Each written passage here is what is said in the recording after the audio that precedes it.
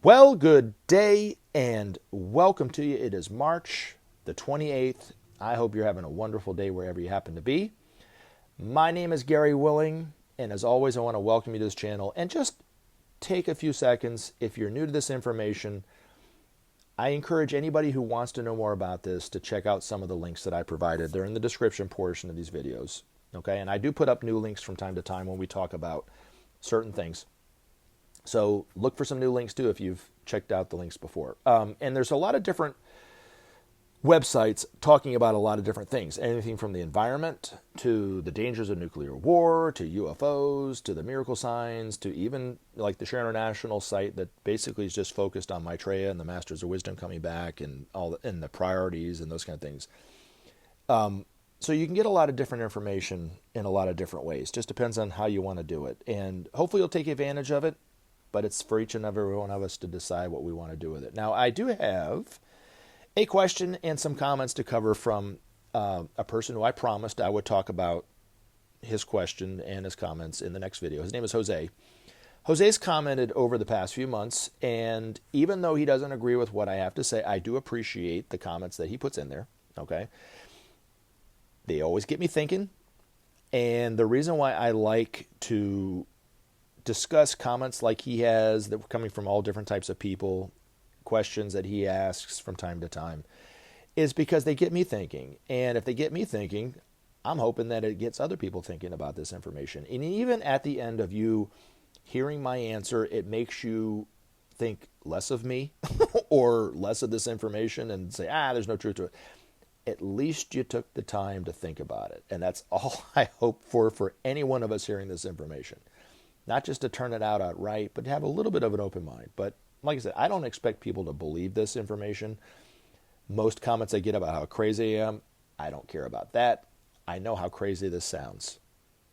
Now, the reason why I talk about these videos in the way that I do is because I've had so many experiences with Maitreya that are so extraordinary that I can't explain them any other way than talking about Maitreya and the Masters of Wisdom. That's it.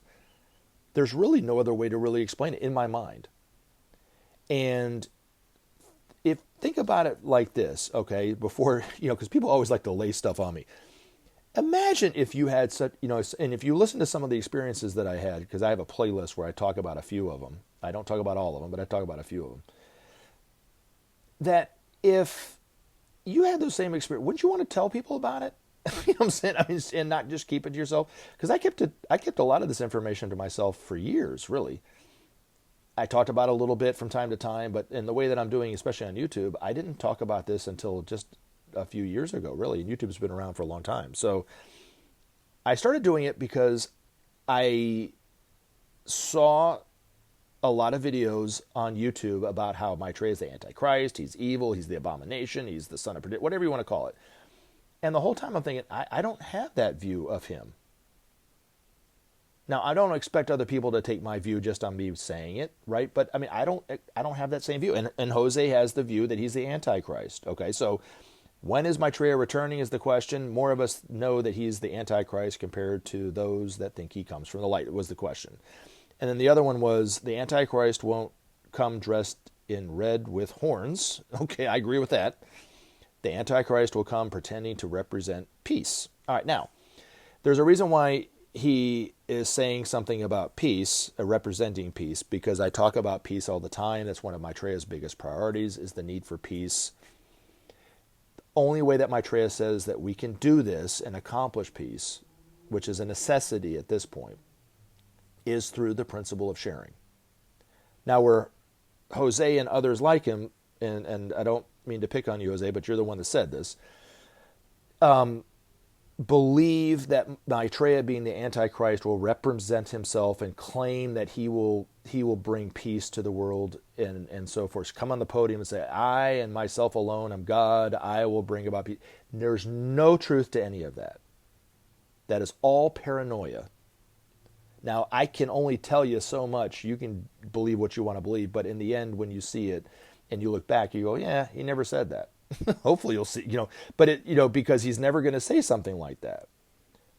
The only thing Maitreya is going to say about peace is that peace is possible and it's a necessity. Or I guess the other way, it's a necessity and it's possible. And the only way to do that is to recognize each other as brothers and sisters and share the resources of the world. Now, it's not going to start with individuals giving money out of their account. No government's going to go in and take money out of your account like people are afraid of. There's no truth to any of that. It's the nations that hoard resources like the United States, Britain, France, Germany, all the Western nations, Russia and so forth, that have extraordinary amount of resources just sitting there that they're using that they exploited from other countries, that they're hoarding from other countries, that they give it to those people who need it, like food. There are literally people in this world that are dying of hunger in a world of plenty. We have enough food. It's simply a lack of will and a lack of love and compassion by those who are in control of it. And they allow these people to die needlessly. It is a crime. That's what's destabilizing the world politically. And so when Maitreya, as a teacher, comes into the public eye the way that he's doing, and he starts to speak about it more and more, it's not that he is going to bring about peace, it's that humanity can create peace. And I always offer this up as evidence, Jose and others who care to know about this, and there's a link in the description for this video. You can watch it about the Marshall Plan. You can go to Wikipedia and read about the Marshall Plan. It happened historically. Now, nobody that, including Nat Geo or whatever the History Channel or whatever it is that I send you to, the link that sends you to the YouTube's the channel that talks about the Marshall Plan. Excuse me, kind of fumbled that whole thing.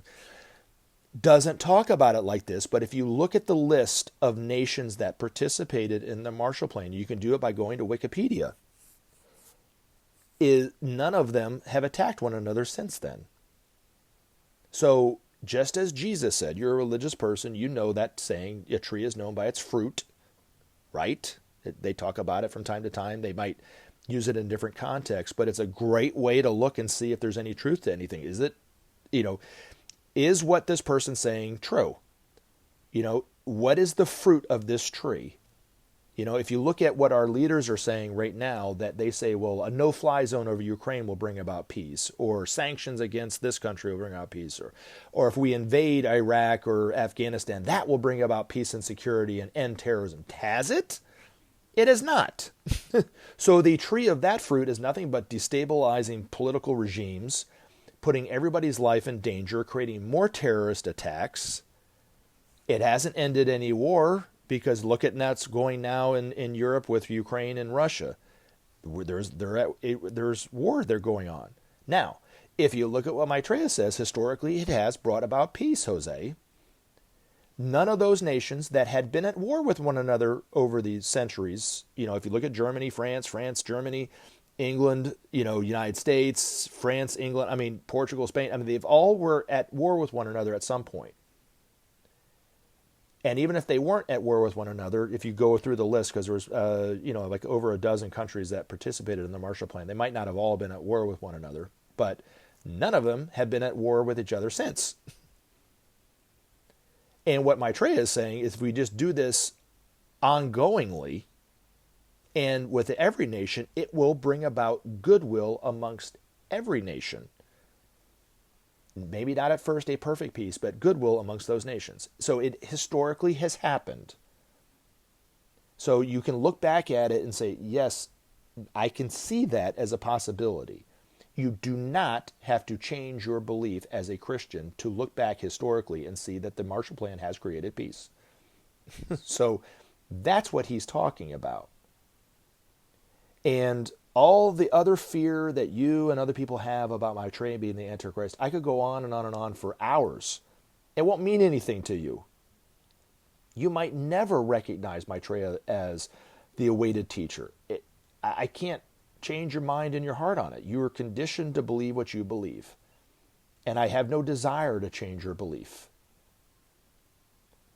The only thing that I hope that you and others can see is that war and the ending of the world is not an inevitability. That's maybe possibly a misinterpretation of your scriptures. I'm not saying you've never said this, but And that when somebody comes on the scene and talks about peace, such as Maitreya, just as a teacher, he's not coming as a religious leader. He's not coming to change your religious views. He's coming to teach people how to live, politically amongst countries, but to bring about peace on this planet. It doesn't necessarily mean it's an evil. And then if you look at what Jesus said about this, they accused Jesus of being a demon. And he goes, well, if I'm a demon, why am I casting out demons? And I'm paraphrasing, but he goes, that makes absolutely zero sense. That's basically what he was saying to them. War, terrorism, starvation, injustice, those are all evils on people now, on the world, in the world. So why would an evil being come to help us rid the world of those things? Right? It's just like Jesus said. You know what I'm saying? Now, I know Maitreya. I've met him many times. You haven't. You might have seen him on TV and not recognized him. I don't know. But you'll never hear him say he's God. You'll never hear him say that Jesus was an extraordinary teacher. You should not believe him. Believe Maitreya. Not. You'll never hear any of that.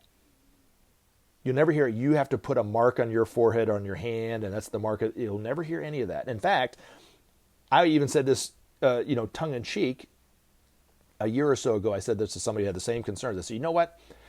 I live in Georgia. I'll give you my address if this ever happens. And if he ever does decide that that's the best thing, we should all put a mark of the beast on our forehead or whatever, you have the permission to come to Atlanta, Georgia, ring my doorbell, and I'll open the door, and you can kick me in the nuts as hard as you want. That's my guarantee. You won't hear that from anybody else. I know without a doubt that that's never going to happen. Now, for those of us who are hearing this for the first time, the Antichrist was written in the Bible to be interpreted as an energy, not as an individual. It was taken as an individual because the way he wrote it, but he was not writing it as an individual. It was supposed to be a symbol. Like so many things in the Bible are written in as symbols.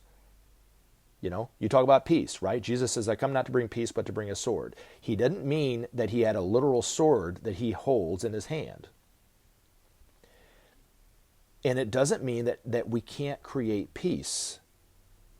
What he was talking about was the love nature of God creates divisions amongst people temporarily. It did it during his time, and it's doing it now.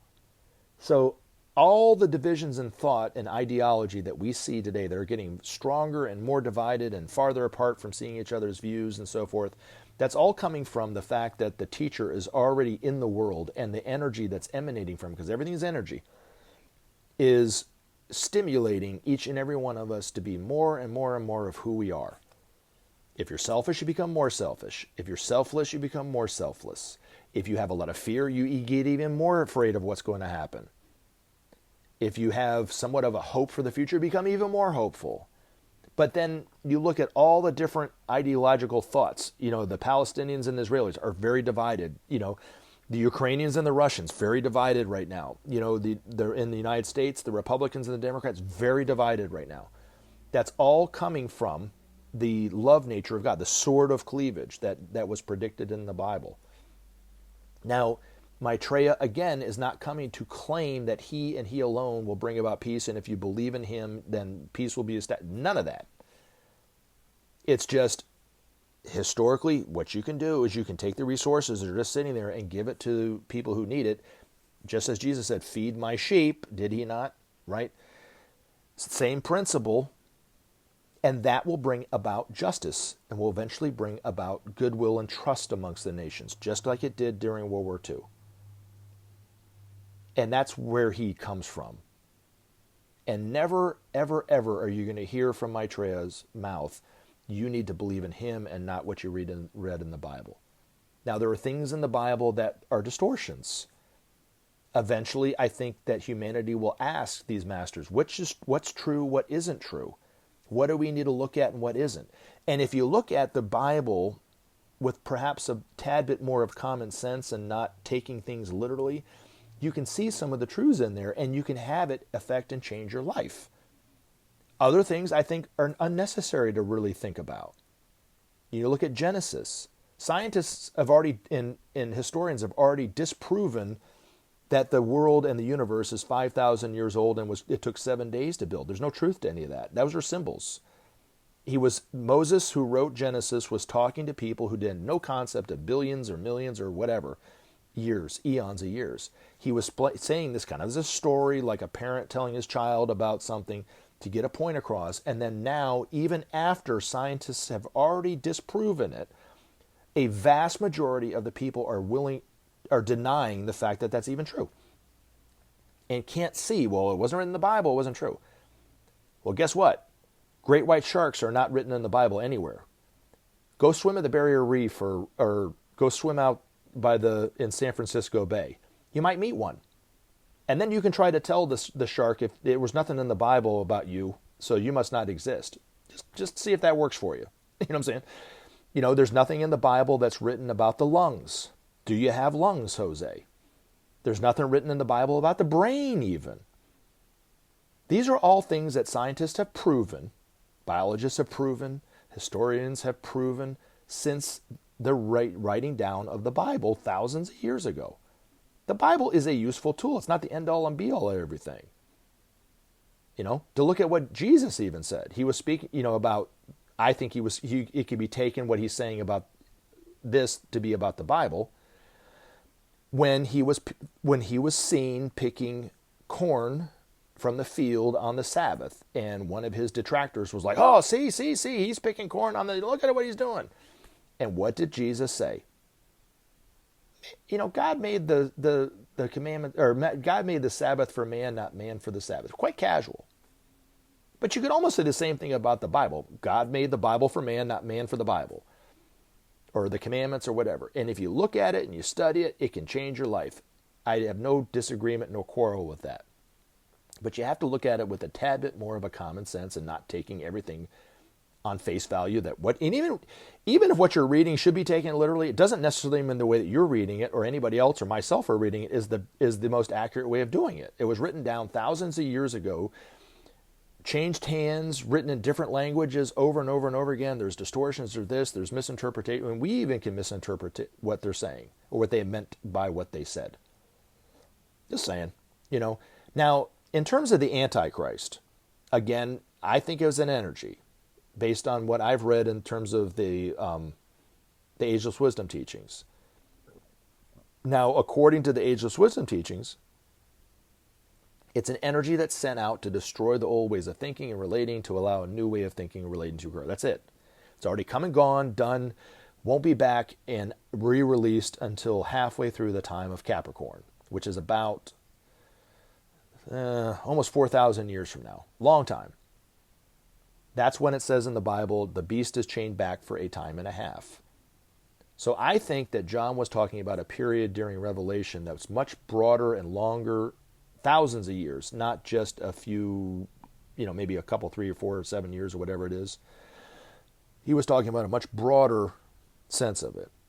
Just as the return of the Christ is not a single event that the Christians believe is going to happen at some day. It's a much broader event that's happened, involving much more people, and has much broader implications than what the Christians believe the return of the Christ, their awaited teacher, to be.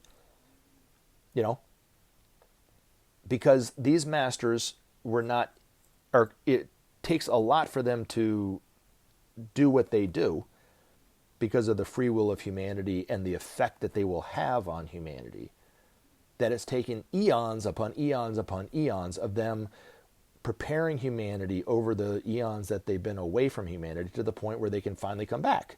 So the return of the Christ has been going on for eons.